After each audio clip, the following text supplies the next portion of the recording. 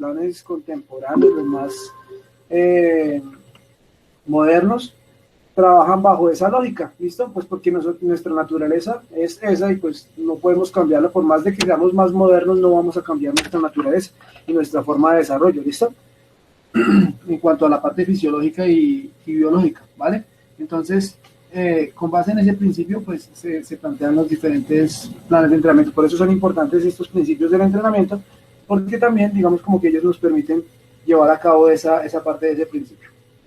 Entonces, dentro de los que me permiten producir efectos de adaptación, encontramos los estímulos eficaces para el entrenamiento, principios de la carga individualizada, carga creciente, sucesión correcta de las cargas, que es muy importante, carga variada, alteración de carga y relación óptima entre carga y recuperación. El otro grupo es los que me permiten realizar la organización cíclica para garantizar adaptación. Entonces encontramos carga continua, periodización de la carga, que es importante también, y regeneración periódica. Perdón que estoy un poquito mal de la voz, que hablé harto esta mañana también. Bueno, y los de especialización para ser específico del entrenamiento. Entonces, adecuación a la edad, importantísimo, y especialización de la carga. Y los de proporcionalización, encontramos el que nos habla de la relación óptima entre la preparación general y específica y relación óptima entre el desarrollo de los componentes de rendimiento. Para el día de hoy, entonces, vamos a empezar a revisar la parte de fundamentos iniciales en lo que es la fuerza y vamos a tratar de llegar hasta algunas partes, digamos, como que de adaptaciones o factores importantes en el desarrollo de la fuerza, ¿vale? Estas primeras diapositivas que van a ver ahorita son las que con las que de pronto vimos un pedacito en la parte de diagnosticar, que nos interesaba, digamos, como que explicar así a grandes rasgos qué era ese tema. Entonces, esas las vamos a pasar rápido, ¿vale? Bueno, entonces, la fuerza, en cuanto al rendimiento en el deporte, ¿listo? Vamos a encontrar, pues, que al igual que en otras capacidades, incluso la de resistencia, pues debido a que los deportes son diferentes, ¿cierto? Tienen necesidades diferentes, pues asimismo no podemos mandar una sola definición de la fuerza, ¿listo? Una sola definición de esa capacidad. Entonces, aquí tratamos de adaptar una en donde nos dice que definir la fuerza en forma precisa en el entrenamiento deportivo representa dificultad, ya que es una capacidad que se compone de gran variedad de manifestaciones a partir de las cuales se podrá definir de forma pertinente. Entonces, vamos a usar esta definición del señor Berkochansky en el 2009, quien dice que la fuerza es un componente primordial para el rendimiento de cualquier ser humano. Por tal motivo, su estudio y aplicación práctica no puede dejarse de lado en la preparación deportiva. ¿Listo? Permítanme que llegó alguien aquí a la sala.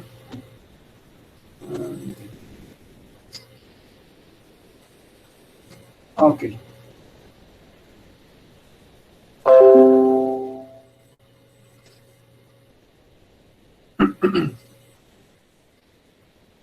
¿Listos? Bueno, entonces ahí vamos haciendo ese acercamiento a la definición. Entonces, la fuerza, capacidad de un músculo o grupo de músculos determinados para generar una fuerza muscular o una fuerza bajo las condiciones específicas. ¿Listo? Esas condiciones específicas pueden ser un desplazamiento, un salto, soportar un peso, mantener una posición. ¿Listo? Hay diferentes aplicaciones de la fuerza dependiendo de las necesidades que me ofrezca o que me demande el deporte. ¿Listo?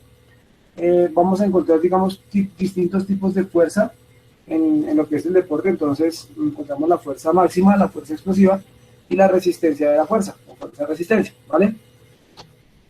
Bueno, hablábamos en algún momento de estas son diapositivas que ya habíamos visto, de la fuerza máxima, que básicamente es como que el mayor reclutamiento de fibras para poder traducirlo en una mayor producción de trabajo o fuerza. ¿Listo? Ese trabajo puede ser estático o dinámico, ¿vale? La única forma en la cual yo realmente realizo un esfuerzo en cuanto a la fuerza máxima es cuando el trabajo es igual a cero. Es decir, cuando yo desarrollo, no sé, me pongo a empujar, a hacer fuerza contra una pared y digamos como que recluto todas mis tiras musculares y doy toda mi capacidad y aún así no hago logro mover la pared. pues digamos que ahí estaré aplicando mi mayor fuerza o mi mayor potencial en fuerza. Pero también vamos a encontrar que el desarrollo de la fuerza máxima dinámica, pues es el que más vamos a necesitar dentro del deporte, ¿listo? Entonces, la mayor cantidad de peso que soy capaz de movilizar, ¿listo? Para determinar esto, pues también están algunos métodos como el de la RM, ¿vale? ¿De qué depende esa fuerza máxima? Entonces, de la sección transversal fisiológica del músculo, es decir, del grado digamos que de hipertrofia, aunque hay personas que no tienen una gran hipertrofia, pero no tienen una muy amplia fuerza máxima. La van a ver ahorita más adelante cuando veamos el tema de hipertrofia. Depende de la coordinación intramuscular e intermuscular. Coordinación intramuscular, entonces, coordinación y reclutamiento de las fibras de un solo músculo, ¿no es cierto? De un músculo. Y la coordinación intermuscular, coordinación de diferentes tipos de músculos para poder efectuar un movimiento, ¿vale? Entonces, pues ya hablamos aquí de coordinación intermuscular y la sección transversal del músculo. Entonces, ese músculo, en esa sección transversal, es decir, aquí cortadito, pues está compuesto de diferentes tipos de fibras, ¿cierto? Entonces, está fibras tipo 1, tipo 2, A y B, ¿listo? 2A y B. Entonces, dependiendo del esfuerzo, pues cada vez tendré que empezar a reclutar una mayor cantidad de fibras. Si, por ejemplo, yo voy a contraer aquí mi bíceps, voy a hacer una flexión de codo, es sencillita, ¿cierto? Aquí sin peso, pues yo tengo que activar una cantidad de fibras, pero no son todas las fibras, es decir, no necesito la activación de todas estas fibras musculares para hacer esa flexión de codo. Pero si yo voy a levantar un peso, voy a levantar, no sé, 20 kilos con ese mismo movimiento, pues voy a necesitar una mayor producción de fuerza, ¿listo? Entonces, para esa mayor producción de fuerza se tendrá que activar una mayor cantidad de fibras musculares para poder movilizar ese peso, ¿vale? Y eso sucede cuando yo levanto el máximo peso, pues se tratan de reclutar la mayor cantidad de fibras para poder movilizar ese peso máximo que yo debo alzar, levantar, mover, ¿vale? Esta, pues ustedes también ya la han visto, ya como que a mí ya me sabe a cacho esta diapositiva, pero pues la pongo porque es importante. Las fibras musculares intervienen en todas las capacidades condicionales, en la fuerza, en la velocidad, en la resistencia, y también pues son importantes dentro de la flexibilidad, ¿listo? Entonces sabemos que hay fibras tipo 1, tipo 2, tipo 2A y B. Las tipo 1, digamos como que son enfocadas hacia la parte de resistencia, trabajo oxidativo. Las tipo 2B, trabajo explosivo, anaeróbico, de alta energía. Y las tipo 2A, que nos sirven, dependiendo del régimen de entrenamiento, nos ayudarán con los esfuerzos de tipo 1, de las fibras tipo 1 oxidativos, o con las fibras tipo 2 explosivas, ¿vale? Bueno. Aquí vamos a empezar a hablar de lo que es la fuerza rápida. También ustedes habían visto en este momento, en esta diapositiva. Entendemos la fuerza rápida, que tiene que ver con la capacidad del sistema neuromuscular, ¿listo? Entonces ahí vamos a hablar de la parte neuronal, la parte nerviosa, ¿listo? Tenemos que tener en cuenta que, pues, las personas que pueden desarrollar un potencial mayor de fuerza rápida, pues son personas que cuentan con programas temporales cortos, ¿listo? Vamos a hablar aquí de los programas temporales cortos, en donde vamos a entender aquellos programas temporales cortos, aquellos donde el deportista puede hacer movimientos a alta intensidad, a alta velocidad, ¿cierto?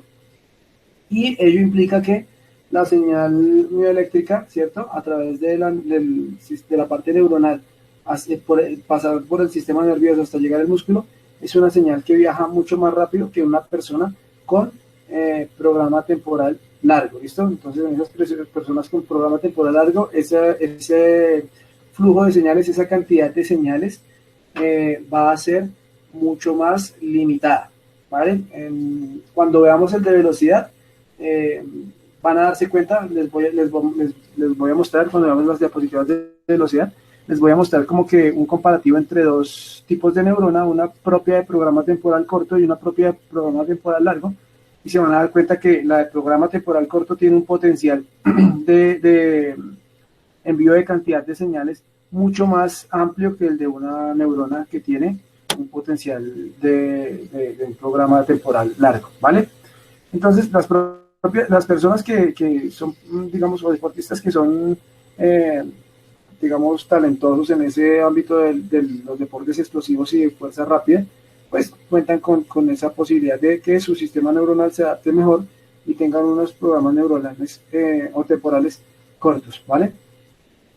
Bueno, también pues ese tema de la fuerza rápida pues depende también de la composición muscular del deportista. Si tengo un deportista que tiene un mayor porcentaje o mayor activación de las fibras lentas, pues no tendré, eh, digamos como que esa relación entre un programa temporal corto y un programa temporal y unas fibras de tipo lento, ¿listo? Eso pues muy difícil que suceda.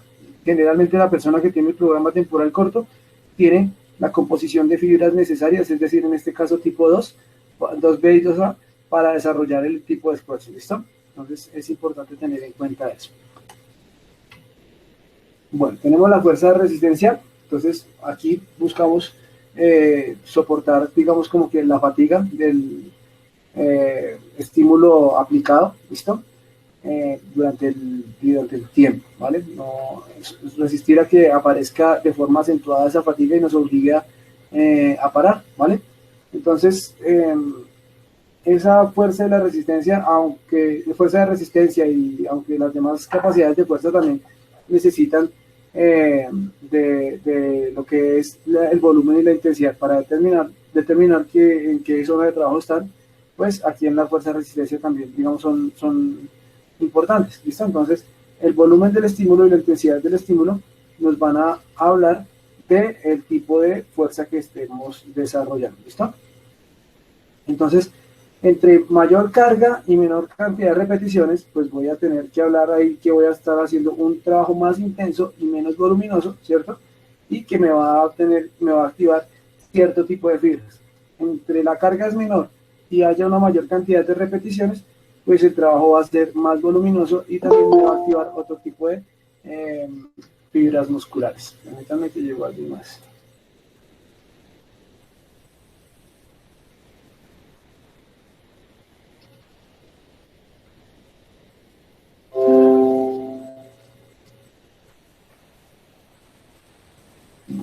De igual forma, pues en cuanto a la resistencia, vamos a hablar, aquí otra vez necesariamente tenemos que hablar de los tipos de deportes, pues hay deportes que necesitan resistencia de fuerza propiamente dicha, es decir, actividades muy prolongadas y continuas de forma cíclica, ¿cierto? Es un tipo de resistencia.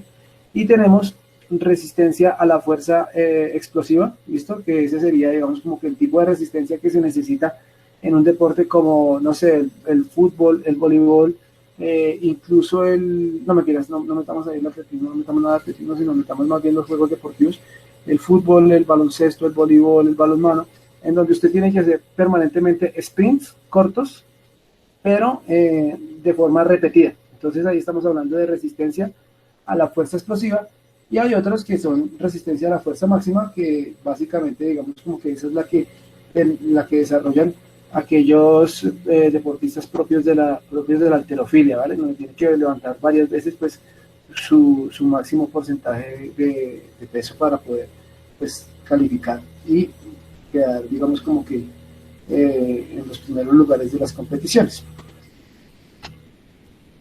Bueno, ahora, los tipos de trabajo que me puede generar, pues, estas diapositivas ya son nuevas, los tipos de trabajo que me puede generar la fuerza muscular, ¿listo? El trabajo muscular que existe. Entonces, tenemos el trabajo propulsor, ¿listo? Que tiene que ver básicamente con las contracciones de tipo concéntrico. Ahorita vamos a ver los tipos de contracción para que vayamos como que aterrizando rápidamente todo este tipo de cuentos, ¿cierto? Tenemos el trabajo propulsor o de superación, que permite el movimiento del cuerpo o de objetos ajenos al mismo, superando la resistencia. ¿Listo? Aquí básicamente hablamos de un trabajo de fuerza concéntrica. ¿Listo? Tenemos el trabajo de aflojamiento o frenado, ¿listo? En donde pues participan los músculos principales, pero es más, digamos, importante el trabajo del músculo antagonista, ¿listo? Entonces, para poder avanzar o para poder hacer el gesto del salto, pues yo necesito contraer mis cuádriceps, ¿cierto? De cierta forma la parte del glúteo, ¿cierto? Y otra serie de músculos para poder elevarme, despegarme del suelo, ¿cierto? Pero una vez yo caigo, yo no voy a mantener activos todo el tiempo de esos músculos. Yo tengo que activar otros músculos que me permitan, digamos, estabilizarme. Entonces voy a estar aquí activando todos los músculos de la zona isquiotibial, junto con los músculos del cuádriceps, para que me permitan generar una absorción del impacto y una estabilización rápida. ¿Listo? Entonces ya hablamos de esos músculos. De igual forma, cuando yo realizo una carrera y necesito frenar o cambiar de dirección, pues también ese trabajo lo va a generar esa actividad muscular, tanto agonista como antagonista. Tenemos los de permanencia, que son trabajos estáticos, ¿listos? Ahí podemos tener, digamos, como que posturas corporales durante cierto tiempo, pueden ser incluso desde 2-3 segundos o incluso menos, hasta pues mayores cantidades o mayores unidades de tiempo, ¿vale? Y tenemos el combinado que presenta los tres tipos anteriores de trabajos musculares. Esto lo vamos aquí a unir junto a lo que son los tipos de contracción muscular. ¿Listo? Entonces, en el deporte, aquí me falta de hecho uno, pero no lo puse. En el deporte, pues vamos a encontrar, o en la actividad física también, tres tipos de actividad del músculo, ¿listo? De trabajo muscular. Entonces tenemos los tipos de contracciones dinámicos o isotónicos, ¿listo? Que tienen que ver aquí con el estiramiento y el acortamiento del músculo. Entonces vamos a hablar aquí de las contracciones concéntricas, que es cuando el músculo se contrae, ¿cierto? Y se produce el acortamiento del mismo. Y vamos a hablar de las contracciones excéntricas, que es cuando el músculo se alarga. Entonces, para que tomemos aquí, digamos, como que la imagen, tenemos una contracción concéntrica acá en la parte de arriba, ¿listo? En donde el músculo está cerrándose. Y una contracción excéntrica, que es cuando el músculo tiene que soportar esta carga que está acá. Sin embargo, su activación es insuficiente. Su activación es insuficiente para soportar esa carga, ¿cierto? Entonces yo estoy tratando de ponerme a que la carga me haga extender el codo, pero no, la resultante es que la carga va a bajar más despacio y al final pues voy a tener una extensión en el codo. Eso es una contracción excéntrica. Importantísimo. Este tipo de contracción no le ponen atención los deportistas, y es importante, por ejemplo, en el ámbito de la hipertrofia, es un tipo de contracción importante para generar esa hipertrofia. Muchas veces pensamos que simplemente tenemos que hacer énfasis en la parte concéntrica, y cuando hacemos la excéntrica simplemente dejamos caer el peso y ya, y es un error. ¿Listo? General, digamos como que los mayores estímulos en cuanto a eso se encuentran ahí en la fase excéntrica. ¿Listos? Bueno, tenemos la contracción de tipo isométrico, pues que aquí no hay ni contracción ni alargamiento muscular, hay un trabajo estático, hay una tensión del músculo para mantener una posición. Sin embargo, esa contracción isométrica va a ser importante en los movimientos, en algunos tipos de acciones, en donde así sea por algunas milésimas de segundo o algunos segundos, yo debo tratar de mantener una postura y luego cambiar de dirección, ejercer un salto y demás. ¿Listo? Entonces esa tensión isométrica también interviene dentro de los trabajos, dentro de las acciones de los deportes. ¿Listo? Y tenemos las auxotónicas, que es la combinación de las otras que están ahí. Es decir, vamos a hablar que hay una combinación de el trabajo excéntrico, el trabajo concéntrico y el trabajo isométrico. Y esas contracciones auxotónicas son las que son propias de los deportes. ¿Listos? Especialmente los deportes de conjunto, en donde usted tiene que estar adaptando permanentemente el trabajo muscular a las situaciones, cambios de dirección, saltos, sprints, caídas, etcétera. ¿Listo? Entonces se tiene que estar activando permanentemente la contracción excéntrica, concéntrica y realizar algunos lapsos de tiempo, si sean muy cortos, de tensión isométrica, ¿vale? Hay otras que son las contracciones de tipo isocinético, digamos que esas son más propias, son también, digamos, son propias del deporte, pero más de, por ejemplo, de un deporte de tipo acíclico. Entonces podemos hablar, por ejemplo, piense usted en un trabajo de remo, ¿listo? O piense usted en un trabajo incluso de ciclismo, en donde siempre el ciclo de trabajo va a ser el mismo, ¿listo? La técnica va a ser el mismo, va a ser cíclica todo el tiempo ahí, y la fuerza es aplicada siempre del mismo modo. A diferencia de un deporte de conjunto en donde la fuerza nunca se aplica de igual forma en una acción que en otra. ¿Listo? Para esto, voy a mostrarles un fragmento de un video o un videito para que tratemos, digamos, como que aterrizar un poquito más esa parte. Entonces, denme un segundo, yo busco el videito y se los paso.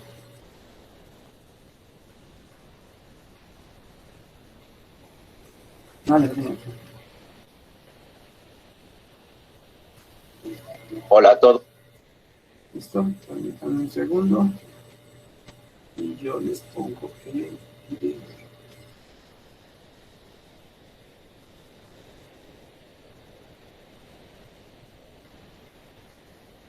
¿Ven mi pantalla?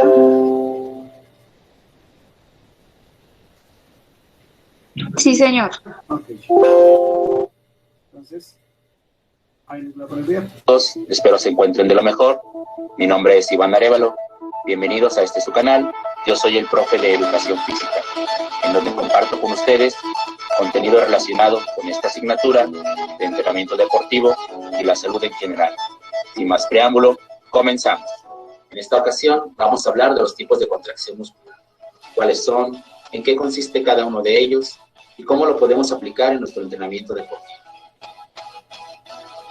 Los tipos de contracción muscular son isotónica, isométrica, ausotónica e isocinética. La contracción muscular isotónica o dinámica se compone de dos fases. La fase concéntrica, que es la de contracción o acortamiento de la fibra muscular, y la fase excéntrica, que es la de relajación o extensión del músculo. Aquí podemos ver cómo es que trabaja este tipo de contracción.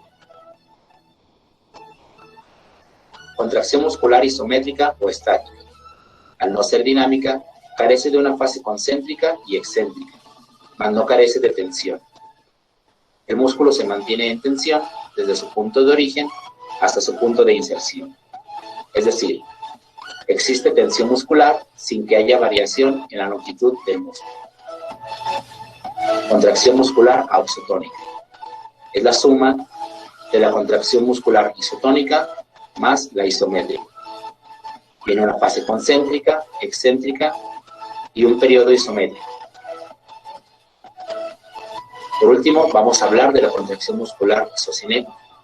Al igual que la isotónica, tiene una fase concéntrica y excéntrica. Se diferencia de esta en que tiene un movimiento uniforme. El músculo se mantiene activo en todas las etapas del movimiento. Ritmo de velocidad de contracción constante, rangos de movimiento articular controlados, asistidos y en oposición al movimiento. Vamos a ver cómo lo podemos aplicar en nuestro entrenamiento. Vamos a ejemplificarlo con el ejercicio de lagartijas. Aquí podemos observar 3 niveles diferentes de dificultad de ejecución.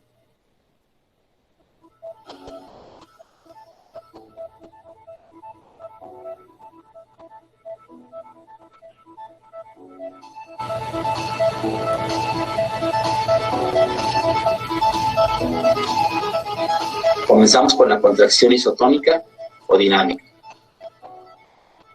Recordando que lleva una fase concéntrica y una fase excéntrica.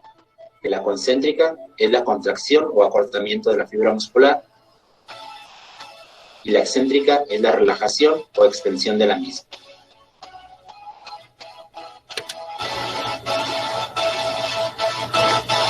Contracción muscular isométrica o estática. Recordando que al no ser dinámica, carece de una fase concéntrica y una excéntrica. Mantiene la tensión muscular por un tiempo determinado.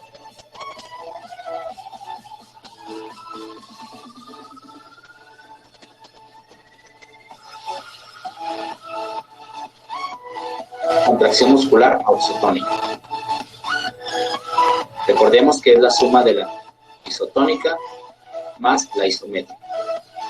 Es decir, tiene fase concéntrica, excéntrica y una fase de mantenimiento de la tensión muscular.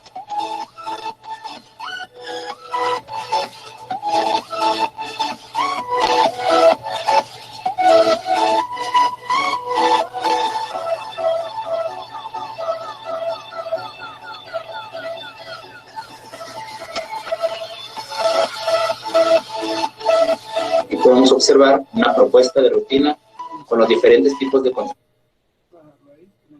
Era más la parte de mostrar como los ejemplitos. Vamos a funcionar entonces nosotros.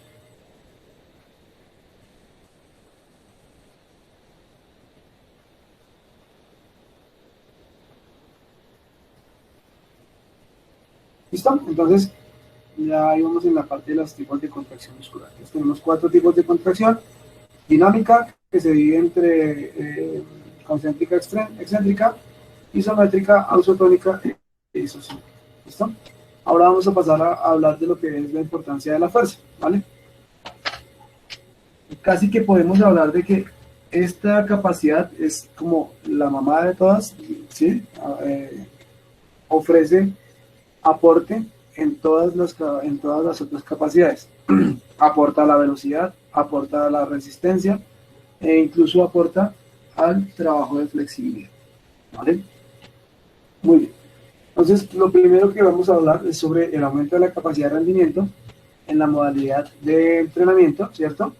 Y me permite también hacer un entrenamiento selectivo aportando a otros factores, pues como la velocidad o como la resistencia, ¿listos? Entonces, lo primero es que me permite hacer un perfeccionamiento y eficacia de las condiciones técnico-físicas, ¿listo? Entonces, yo puedo tener básicamente un buen desarrollo de la resistencia, pero no basta solamente con que yo me vaya simplemente y esté desarrollando buenos kilómetros en la bicicleta, trotando, ¿cierto? Pues como por poner 2 ejemplos. En algún momento pues necesitaré aumentar mi ritmo de carrera o mi zancada o mi velocidad, ¿cierto? Y si de pronto no lo puedo hacer desde el punto de vista frecuencia de pedalada, frecuencia de zancada y demás, pues sí lo puedo hacer desde el punto de vista potenciación del músculo, ¿cierto? Cosa que el músculo me permite, digamos, como que mediante su contracción, obtener una zancada o más distancia en la zancada, ¿vale? Entonces, por eso nos hablan de que nos ayuda a perfeccionar la eficacia y las condiciones técnico-físicas. Asimismo, pues también desde la parte técnica, el trabajo de la fuerza me ayuda a potenciar el desarrollo o la ejecución de esa técnica, ¿vale? Es importante para desarrollar la preparación física general. Digamos como que me ayuda a acoplar, a adaptar esas estructuras en un principio, ¿listo? Lo que es la parte tendinosa, la parte articular, la parte muscular, para poder desarrollar ciertas cargas en las etapas específicas o especiales de preparación especial, ¿listo? Entonces es importante desarrollar ese trabajo de acondicionamiento anatómico, básicamente se le dice al principio de los planes de trabajo, de los programas de trabajo, y posteriormente ir desarrollando los tipos de fuerza que se necesitan. Entonces, si de pronto el deportista necesita desarrollar algo de hipertrofia, si de pronto el deportista necesita más bien, no necesita hipertrofia, sino necesita desarrollar fuerza máxima para después poder aplicar los esfuerzos de potencia, es importante tener claro que debe haber una base, y esa base se consigue dentro de la preparación física general. ¿Listo? En tercer lugar, permite tolerar de mejor manera las cargas, ¿listo? Es una base para la aplicación de métodos de desarrollo de explosividad, como lo hablamos ahorita, lo acabo de decir. Sí. ¿Cómo se está presentando pantalla? Sí. Pero acá no se ve. Sí, profe, no se ve. ¿Los demás están viendo, no? Bueno, ya no. No, profe. No, profe. No, profe, no se ve hace rato. ¿Ahí ya ven? No, señor. No, espere, yo entonces dejo, porque aquí me dice que no me deja presentar ahora y ahora qué pasa. Bueno. Ahora.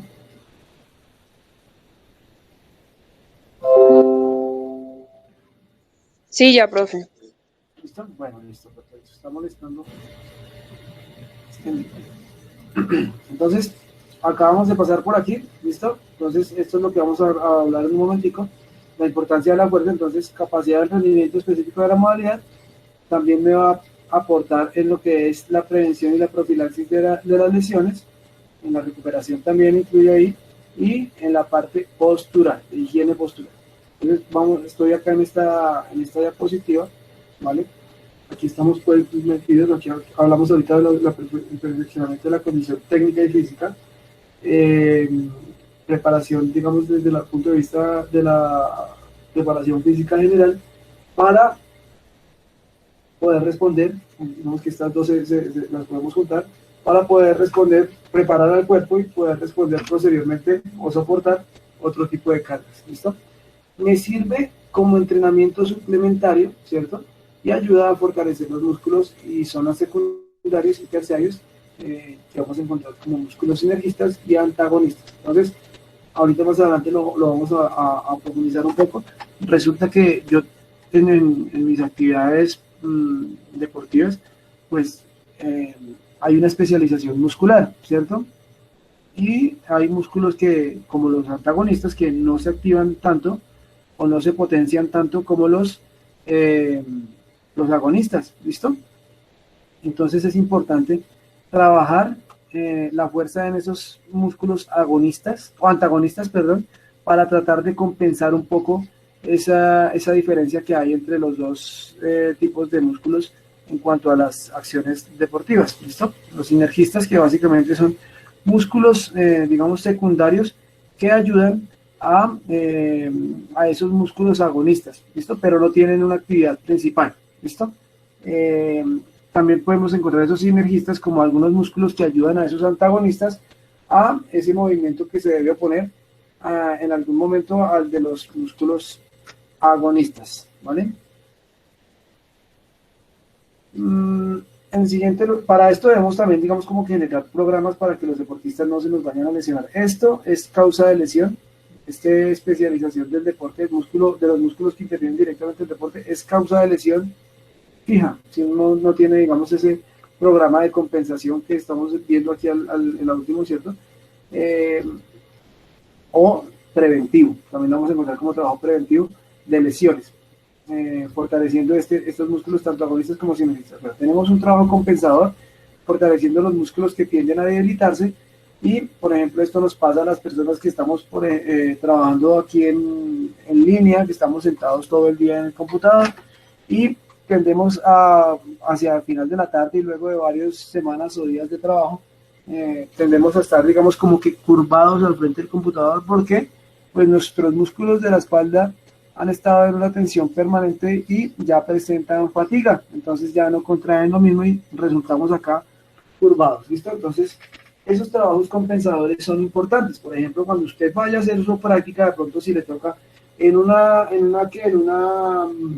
empresa de flores, pues allá no nos importa ir a tener, digamos, como que desarrollar potencia, no nos importa ir a desarrollar velocidad, resistencia de larga duración, no, allá esas personas no les interesa desarrollar eso.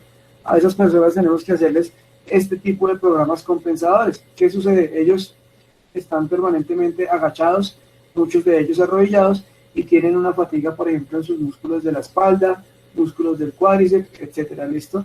Entonces lo que tenemos que desarrollar allá es ejercicios o trabajos, un programa de trabajo que nos ayude a mejorar la higiene postural, ¿listo? Que nos ayude a fortalecer esos trabajos, esos músculos que se han venido debilitando debido a la excesiva fatiga. Pero también tenemos que trabajar, digamos, como que enfocar a que esos músculos también tengan como que una fase regenerativa con cargas bajas, ¿vale? Muy bien. Entonces aquí está lo que les digo, que en las modalidades deportivas pues hay una especialización de las cargas, y esa especialización de las cargas implica que haya mayor trabajo de cierto tipo de músculos que intervienen dentro de esos movimientos, ¿listo? Entonces las estructuras de las cargas son casi que unilaterales. Bueno, entonces encontramos que dentro de esos trabajos pues van a haber cargas musculares en el frenado, ¿listo? Aunque aquí también trabajan algunos antagonistas, no es lo mismo. Tenemos, digamos que acciones en donde se presentan algunas tareas motrices que tienen que ver, por ejemplo, muy similares a lo que son las tijeras, los giros, los cambios de dirección y las reacciones, ¿listo? Y cargas de fuerza rápida en músculos flexores de la cadera en arranques y saltos, ¿vale? Entonces, esos flexores de la cadera a veces por allá ni sabemos que existen, no los trabajamos en lo más mínimo, ¿cierto? Y son unos músculos que tienen bastante porcentaje de responsabilidad en lo que son las acciones deportivas. Sin embargo, a veces nos lesionamos de esos tipos de músculos, ¿cierto? Por ejemplo, los que estamos hablando ahí, los flexores de la cadera, digamos como que sufrimos lesiones tanto en la parte muscular y tendinosa como en la parte articular, porque también digamos como que esos músculos ofrecen esa función de protección a las articulaciones. Entonces, si no los tenemos bien trabajados y bien desarrollados, pues las lesiones se van dando poco a poco. ¿Listo? Hablamos de que hay un desarrollo muscular unilateral, es decir, esos músculos que intervienen directamente dentro del trabajo. ¿Listo? Aquí hablamos del cuádriceps, hablamos de algunos músculos de la espalda, aquí los músculos que rodean al brazo y a la articulación del hombro para hacer el lanzamiento. ¿Listo? Pero olvidamos aquí de pronto los trabajos de los femorales, algunos músculos que están en la parte de atrás del hombro, los que nos ayudan a hacer punto extensión del hombro, se afectan negativamente porque no tienen mayor estímulo, ¿listo? Entonces por eso es importante realizar esos programas preventivos, no solamente en trabajadores, como les dije ahorita, de los de las flores, no, también en los equipos, en los deportistas, ¿listo? No es necesario, no solamente es potenciar la musculatura que interviene dentro de las acciones, sino que hay que compensar la musculatura que es antagonista de la que interviene en las acciones deportivas. ¿Vale? Bueno, entonces, cuando encontramos esos desequilibrios entre la musculatura a largo plazo, presentamos pérdida de rendimiento, lesiones y cuadros de dolor. ¿Vale? Entonces, uno muy, digamos, conocido o algo que sucede mucho, por ejemplo, es cuando sufrimos de esta síndrome de la rodilla del atleta, del corredor, del atleta, no recuerdo bien, que es cuando empezamos a desarrollar como un dolor a nivel de la rótula. ¿Listo? Entonces, ¿qué sucede? Pues cuando uno se pone a trabajar, digamos, se especializa demasiado y no hace esos programas complementarios, la musculatura flexora de la rodilla, ¿cierto? Y la parte de los aductores empieza a debilitarse. ¿Qué musculatura se fortalece? Se fortalece el cuádriceps, la parte frontal y la parte externa del cuádriceps, junto pues con algunos músculos que tienen que ver con la cadera, ¿vale? En la parte externa de su cuádriceps, usted tiene pues la fascia lata, ¿listo? O la cintilla iliotibial, también se le conoce, que es una cintilla que pues conecta estos músculos de la parte de la cadera y de la rodilla, ¿cierto? Para realizar la flexión y demás. Esa cintilla iliotibial empieza a tensarse, o ese músculo tensor de la fascia lata empieza a contraerse cada vez más, porque es un músculo que está permanentemente activo, ¿listo? Tensionado. Y empieza a ejercer una mayor tensión sobre la parte de la rótula, y empieza como a alarla. ¿Listo? Al suceder eso, pues la rótula, ¿qué va a hacer? Se va a tratar de desplazar más hacia el lado externo, ¿cierto? Y va a generar una mayor presión sobre la articulación, y ahí empezamos a presentar pues esas situaciones de dolor debido a que se presionan las estructuras de la rodilla y empieza a haber como un mayor roce entre el cartílago y el hueso y demás. Empieza a haber una serie de desgaste o una situación de desgaste a nivel articular. ¿Listo? Pero pasa porque las otras estructuras, por ejemplo, la parte de femorales, la parte de aductores, que también digamos como que ayudan a compensar esa parte, está debilitada. ¿Listo? Entonces, ese tipo de lesiones, de hecho, pues a mí me ocurre, ¿listo? Tengo un problema de una condromalacia por ese mismo tema. Entonces, ocurre porque no se hacen estos programas de prevención de lesiones y de fortalecimiento de las estructuras secundarias y antagonistas, y antagonistas. ¿Listos? Bueno, entonces otra beneficio de ese trabajo de fuerza pues es la profilaxis de esas lesiones que se desarrollan o la prevención. ¿Listo? Entonces lo primero es que vamos a encontrar que la fuerza me va a ofrecer una protección eficaz del aparato locomotor, ¿vale? Cuando yo tengo un deportista que tiene muy poquita masa muscular y yo lo pongo a desarrollar trabajos de saltabilidad, trabajos de potencia que tienen que ver con una alta contracción muscular, saltos y demás, pues la que está recibiendo el mayor impacto es la articulación. Y esa suma de impactos a lo largo del tiempo pues me va a generar una lesión. ¿Por qué sucede también eso? Porque no hay una cantidad o una masa muscular lo suficientemente desarrollada como para proteger un poco esa articulación. Entonces, el impacto permanente me va a generar a largo plazo una lesión. ¿Listo? Lo mismo puede pasar con estos ejercicios que son de lanzamiento, por ejemplo, en el balonmano, estar haciendo de forma repetitiva sin tener un buen desarrollo de la masa muscular que proteja la articulación. También me va a generar, digamos, como que ese tipo de problemas. Un mal desarrollo evita que las articulaciones y los ligamentos puedan amortiguar eficazmente las fuerzas que actúan sobre ellas durante las acciones deportivas. Por eso es importante que usted cuando empiece un plan de entrenamiento haga un acondicionamiento anatómico para que esas estructuras musculares se potencien y también se adapten las estructuras tendinosas y articulares. ¿Listo?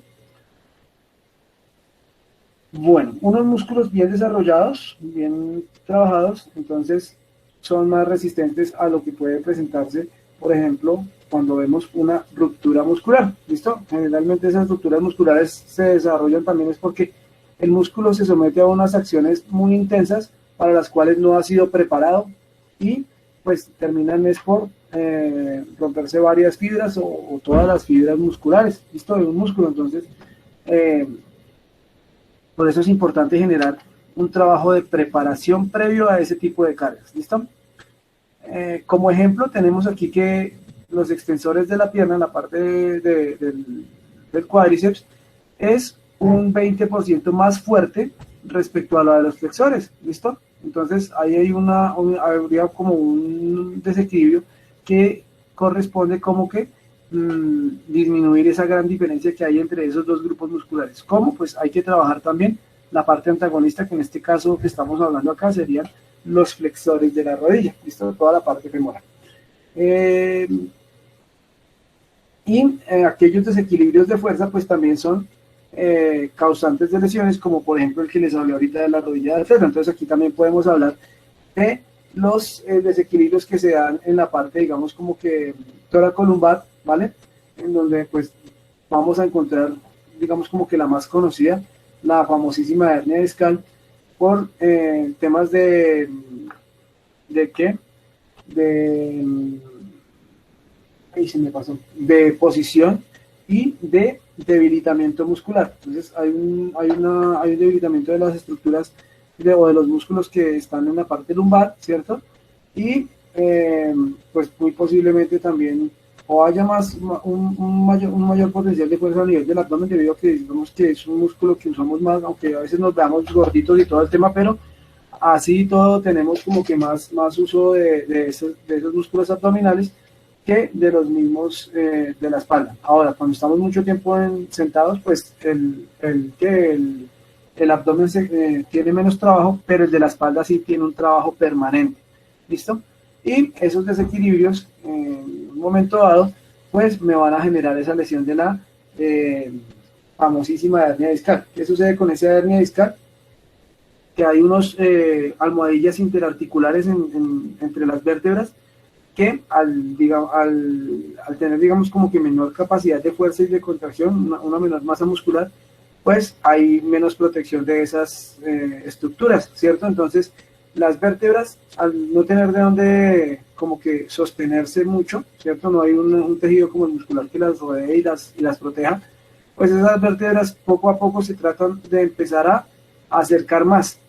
Y cuando hay más acercamiento entre vértebra y vértebra, pues esa almohadilla interarticular que está entre esas vértebras, ¿cierto? Que es como una capita, como una almohadilla, como una almohadilla de grasa, se empieza a presionar más y se empieza a, digamos, como que a afectar esa articulación, y en un momento dado, pues se produce la famosísima hernia discal que nos puede, digamos, dejar paralizar en cualquier momento. Estamos bien, y si tenemos el problema, ya se agravó el problema, pues en cualquier momento nos quedan, digamos, como que inmóviles las piernas, porque se comprimen los nervios que hacen la conexión. Entonces nos tienen que hacer la cirugía y demás como para volver a recuperar esa movilidad, ¿listo? Pero se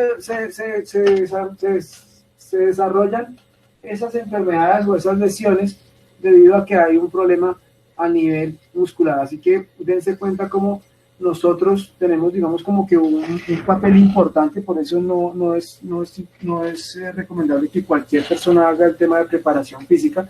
Por eso es importante que nosotros nos capacitemos y dense cuenta también como que la importancia en la prevención y también en la terapia que nosotros podemos tener en nuestros entrenados. Por eso es importante también que no vayamos a regalar nuestro trabajo, porque tenemos, digamos, como que mucha responsabilidad encima, ¿vale? No es simplemente ir a entrenar por entrenar, sino que tenemos funciones específicas en varios de los grupos poblacionales, ¿vale? Bueno.